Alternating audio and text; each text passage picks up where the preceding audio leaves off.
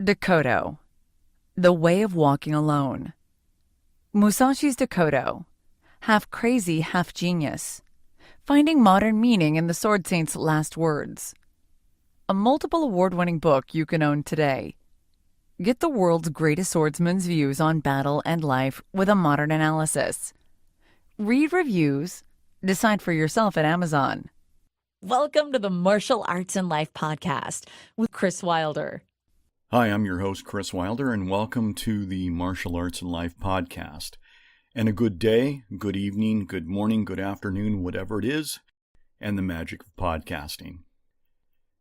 Kardashian karate. That's a little inflammatory. I have to admit that I know that there are 3 Kardashian daughters and a mother. I don't know all of their names. I know there's a Kim, I know there's a Chloe, and whatever. The sad part is that I know this, and it's not where I spend my time. It's not something that I seek out, follow any of them on social media. I don't really watch anything on TV regarding them.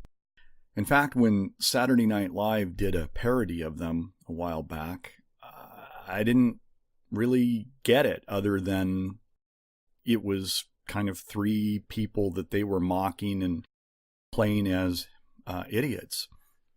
I didn't get the inside jokes. I don't understand this.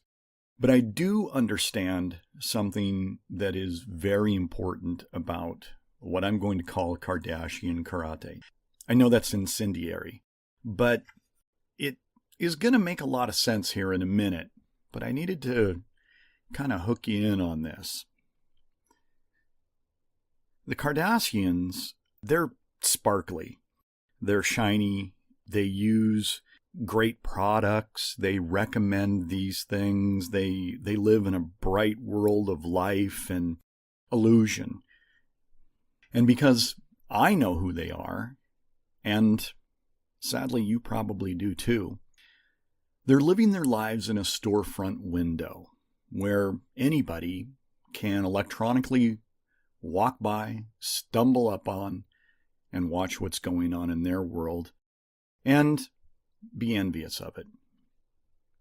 It reminds me of years ago when, and this would not get hardly any play at all in today's world, it would be considered mundane. And who has 2 weeks out of their life to sit in a storefront window in a bed? But back in the day, John Lennon, the former Beatle, staged a 2-week bed-in for peace. And he and his wife, Yoko Ono, put a bed in a storefront window. I think it was New York. And basically stayed in bed for 2 weeks to demonstrate their commitment to peace. Or to, as we like to say these days, raise awareness of the need for peace. All well and good. I'm not going to stop anybody from doing what they want to do as long as it's not, stealing from somebody or harming them. Please knock yourself out. But it is similar to what we're seeing electronically with the Kardashians and their social media platforms. The Kardashians represent something we all hold in low regard. And it is status without responsibility. Status without responsibility is hollow. People can become what we would call, maybe in the martial arts, a paper tiger. Or we know of instances where people have been promoted socially in respect to even the military, in political organizations, and they're way over their head.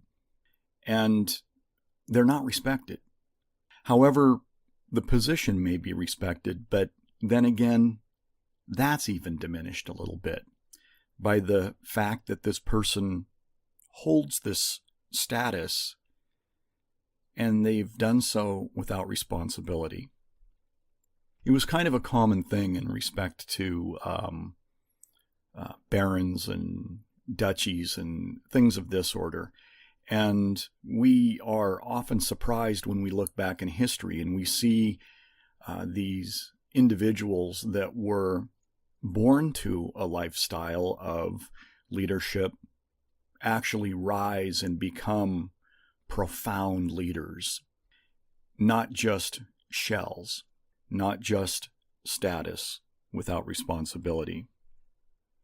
People with high self-esteem, or at least normal self-esteem, hold these people only in passing interest. They don't fixate on them. They don't envy the position. They don't covet it. They just simply acknowledge that this person is in a place of status without responsibility, and they pass on by, physically or mentally. And here's the thing that I think is significant in that we should guard against this. And this goes out to you people that are martial arts instructors, people who are running your own dojo, maybe your own organization. And that is that you should not raise people up to a level to where they have status without responsibility, like a Kardashian. What we should take on as our own responsibility in that leadership role is that we should aid the people that are promoted. And let's just talk about black belt, like Shodan.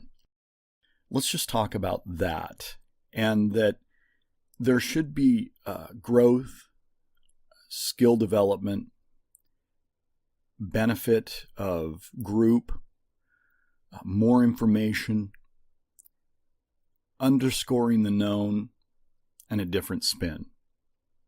Let me break these down for you. It's often said, because it's true, that if you want to truly know something, teach it. People that are now past that threshold of the colored belts to the black belt, or the Qs to the Dans, there's an expectation that there's going to be growth there. And I remember years ago, I set out on a simple and unscientific study. I started asking people who had their black belts that had, maybe they were 4th or 5th now, or 3rd, it doesn't make any difference. When was the period of your greatest growth? And I don't think I got anything other than between my 1st degree and 2nd degree black belt. That was my biggest growth, fastest, most profound. I'm condensing this down to make it easy, and again, non-scientific, but that's been my experience. And I suspect that it is also your experience from your own perspective and seeing it in others. As instructors, we have a responsibility to that extraordinary period of growth. And that dovetails down into things such as the self-development. And how do you aid that person that's in this high period of growth to get their self-development? Well, like I said, one of the examples is to allow them to teach, to put their toe in the water, to instruct more, and to do it without interruption, just to observe and let it unfold as it's going to unfold. And unless it really goes off the rails, don't intervene. And when you do, do it softly. That's been my rule, is just stand back. I've turned the school over to you, the students, please. And they'll do their best. They'll absolutely do their best because they want to. They understand the depth of what they're doing and the responsibility that they have. And it's a unique place to be standing in front of others and doing an instruction. And like I said, my interventions are only to maybe step in and softly redirect something that is maybe spinning off away from the main idea, or, some kind of adjustment or misdirection that probably shouldn't be present because it's either complicating or straying from the main theme. When I talk about the betterment of groups, that is an important aspect, that growth and skill development, is that people start to see that, when you cross this threshold, you do get some responsibilities that are associated with the status. You're now not just a cup, not that you ever were, that was just having knowledge poured into it, but now it's time for them to share a little bit too, and do so at the appropriate level. But it binds the group. It makes for a stronger organization because there are levels of trust and appreciation that are resulting from that act of having your newly minted black belt instructing. And of course, we're talking in the context of that newly minted black belt, but you can see that this expands both horizontally and vertically as you move from individual and in rank. This also results in more information because it's going to be taken from a new perspective and in a new way. Now, I don't mean that a technique is necessarily going to get changed or morphed, but there's some thoughts that this other person has that's standing up there teaching now, this newly minted black belt, and they have a responsibility to ensure that what they're doing is correct. And I've never had one not take it seriously, not understand the gravity of what they're involved in, or not appreciate it. Everybody has consistently done their best. And honestly, that only makes sense, and I'm sure that it's your experience as well, because you put them there, and you're not going to put somebody there that doesn't warrant it, that doesn't merit that experience. So there's a little different take of information, a little bit of a different viewpoint, not a change of information, just a different expression, a different way of presenting it. And that is healthy too, because we know that we all learn in different ways, and we're an amalgamation of many different styles of learning. And you never know when something's going to make the difference and really hit for them. I want to drop this down into the Q ranks, into the lower ranks. And this is a little teaching trick that I use with great success. When I'm having difficulty in communicating to a kids class, and this is not specific to the kids, it works with adults too, but I do it more often with the kids, is if they're having difficulty getting a technique, a pattern, I'll try many different approaches to try to reach them. And then what I'll do is, if I've been unsuccessful, is I'll find the one kid that's really doing it well. And I'll say, hey, come up here for a second. Hey, everybody gather around. I want you to watch Cody do this. And Cody does the technique. And then I'll say, Cody, would you explain to everybody how to do this? And there's a small pause, and then they dive right in, and they start to talk through it. And what they're doing is they're talking through it with kid words to kid minds. And there's an underlying theme there that if this kid can get it, and I'm a kid, I can get it. Again, it's a responsibility, and there's a small status there, and that is that that kid gets it. I can get it too. Another aspect of this is that there's the underscoring of the known, that there is a clear line of knowledge transmission. Oh, there's Sensei standing over at the side. He says that this person's good enough to teach this technique, and therefore I can get it. Now that's usually more applicable in the adult classes, but you can see that it's the same thing that's done with the kid class, except in a larger, denser, greater magnitude. And it's not overt, but the symbology still remains the same, and the pattern of education still remains the same. Another aspect of this, of getting status and responsibility, is that sometimes you get a different take, a different spin. I've got several high-ranking students that have actually come from other systems and now train with me. And I've got some lower ranks that have come from other systems, and this has happened over the course of time. What I like to do is I like to have them not teach their old system that they're doing, or teach their old system that they used to do, but to actually sort of adopt the perspective, to get a different spin, a fresh take on this technique. And that also does a fantastic job of binding together the group.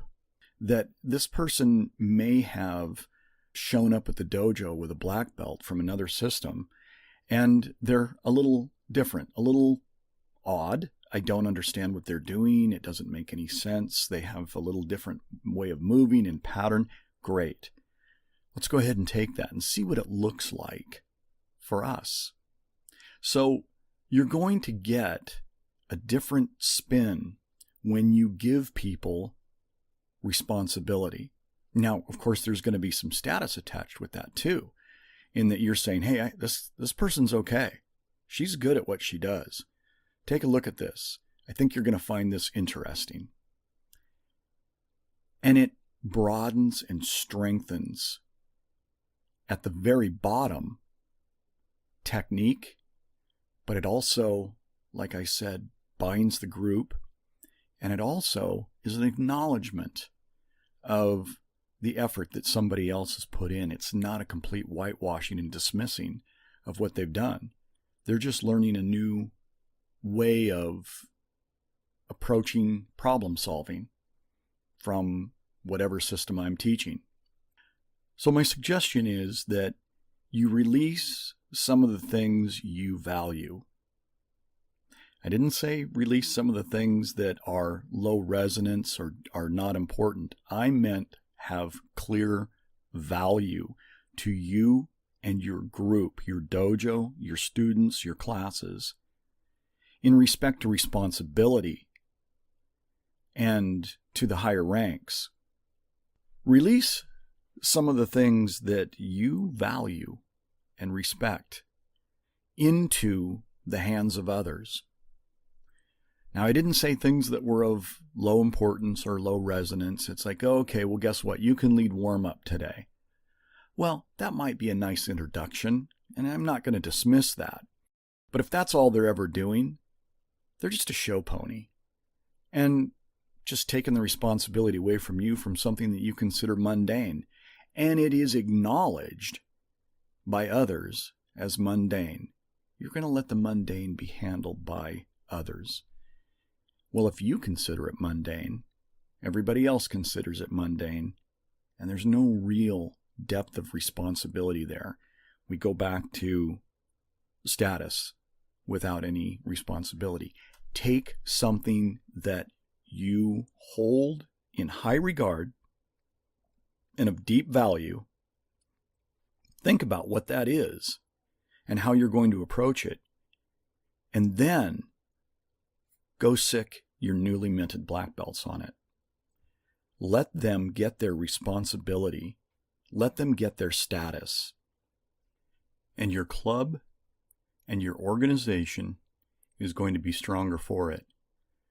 Because you won't have any Kardashian karate black belts in your school, but strong, responsibility-oriented people who are ready, willing, and quite able to assist in the growth of your school and others.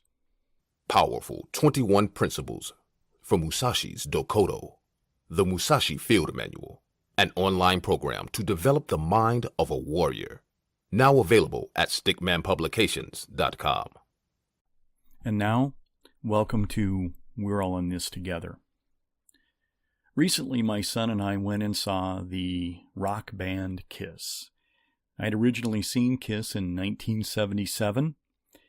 I'd seen them in 1997, 96 on their farewell tour. And I saw them, I would probably say 2009, with my son in the same facility that I'd seen them in 1977. And now we're at the Tacoma Dome. 23,000 people, the end of the road tour, 45 years of Kiss, and a lot of fans in the stands. Well, we were about 3/4 of the way back, up on the side. They were great seats, really. We saw the entire show. Prior to the show, we sat in our seats because we had arrived early. Traffic was good. Getting into the Tacoma Dome was easy. Parking was a breeze. Boom, boom, boom. There we were. With like an hour to kill before the pyrotechnics and smoke and blood and flame and everything else that's Kiss was about ready to kick off, we found ourselves exposed to conversations around us. And in front of us was a guy and his buddies, and they were what you would call rockers. They had, a rock and roll air about them. They had long hair, Levi jackets, patches sewn on them. They were living the rock and roll lifestyle, which is fine. Knock yourself out. But here's the conversation that ensues that we both, my son and I, become privy to by just sitting there. And I got to do a full-on dad lesson. The conversation in front of us begins with a statement that was something to the kin of, well, the last time I was in King County Jail. Okay. And somebody chimes in about, yeah, when I was in jail. Now, I'm assuming that they were in for some minor offense, not anything serious, but there they were, talking about King County Jail. And one of the guys made this proclamation. Those deputies that run that jail are so stupid. And the other guy acknowledged, yeah, they're stupid. I mean, geez. And they started going on. I didn't need to hear any more of the conversation. I'd heard what I needed to hear. And I think my son did too. Because after the show, which was phenomenal, don't get me wrong, you want a show that's going to put Vegas to shame, go see Kiss. It's amazing. Pros, left, right, top to bottom. But in the quiet of the car, we're driving along, and I bring up that conversation. Hey, did you hear that part about those guys getting arrested in King County? Yeah, I did. And I said, well, they were talking about how stupid the deputy sheriffs were. Those guys really don't know how to run a jail. They don't know this. They're really, and everything. And he said, yeah, I caught that. And I said, well, let me ask you a question, son. Who's the stupid one? And he said, they are. Tell me how. Who's they? Oh, the guys that were sitting in front of us. They're the stupid ones. Explain that to me. He says, well, those guys were in the legal system, which is a hassle. They're probably not getting to work on time. They're probably losing some wages. They're inconveniencing their friends or relatives. They're going to have to probably post bail. And he started going through the list of how expensive it is in time, effort, and money to be arrested. And I said, yeah, and so those county sheriff guys that were stupid, I said, let me tell you the flip side of the coin. They're going home at the end of the day to their families.